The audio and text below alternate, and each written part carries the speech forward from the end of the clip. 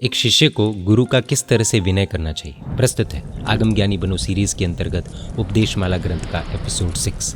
आइए अगली गाथा देखते हैं। एक राजा अपने राज्य की प्रजा को जो ऑर्डर्स देता है, प्रजा उन ऑर्डर्स को खुशी खुशी एक्सेप्ट करती है और फॉलो भी करती है। इसी तरह गुरु जो कुछ भी कहे या गुरु किसी के द्वारा जो कुछ भी मैसेजेस भेजे, वह शिष्य को भक्ति भाव के साथ दो हाथ जोड़कर सुनना चाहिए। जब राम आदि महान राजा थे तब प्रजा उन्हें बहुत पसंद करती थी, इसलिए राजा जो भी ऑर्डर्स देते थे वह प्रजा खुशी खुशी एक्सेप्ट करती ही थी। उसका रीज़न ये था कि राजा के प्रत्येक डिसीशंस प्रजा का भला करने वाले होते थे। तो प्रजा को विश्वास हो गया था कि राजा का कोई भी ऑर्डर हमारा भला ही करेगा, तो फिर प्रजा खुशी खुशी ऑर्डर्स मान लेती थी। वैसे ही शिष्य को भी पता है कि मेरे गुरु जो भी कहेंगे वह मेरे भले के लिए ही कहेंगे। आज तक उनकी हर एक बात मेरा भला करने वाली ही बनी है।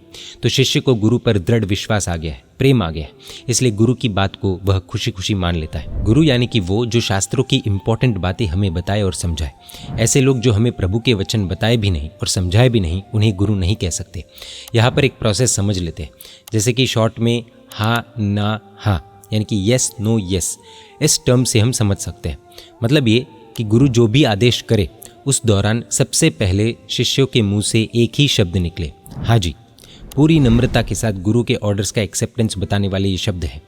उसके बाद शिष्य को लगे कि ये आदेश को फॉलो करने में मुझे ढेर सारी प्रॉब्लम्स आ सकती है, तो सेकेंड स्टेप में वो दिक्कतों को गुरु के सामने एकदम नम्रता के साथ बताना है। यह एक प्रकार की ना है, नो है। और उसके बाद थर्ड स्टेप वापस हाँ कहना है, यानी कि लास्ट में वापस बोलना है कि फिर भी आप जो कहेंगे मैं वो ही करूँगा, अवश्य करूँगा, खुशी खुशी करूँगा। गुरु कभी कभी मजाक में या फिर परीक्षा लेने के लिए हमें या फिर बीमार साधु को भी कह दे कि कल से तुझे मासिक शमन करना है, यानी कि 30 उपवास एक साथ करने हैं, तो शिष्य को ना नहीं बोलना है और मुंह तो बिल्कुल नहीं बिगाड़ना है, सिर्फ हाँ जी ये शब्द ही कहना है।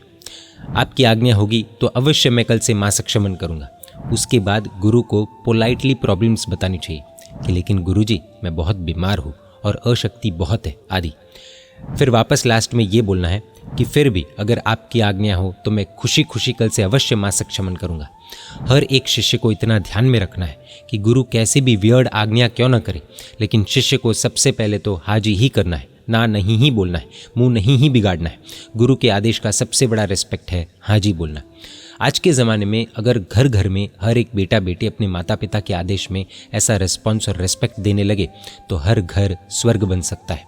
इस बात का ध्यान रखना होगा कि हमें मन की बात बताने पर कोई प्रतिबंध नहीं है, लेकिन डिसरेस्पेक्ट बिल्कुल भी उचित नहीं है। माता पिता को, बुजुर्गों को मना करने का भी एक तरीका होता है।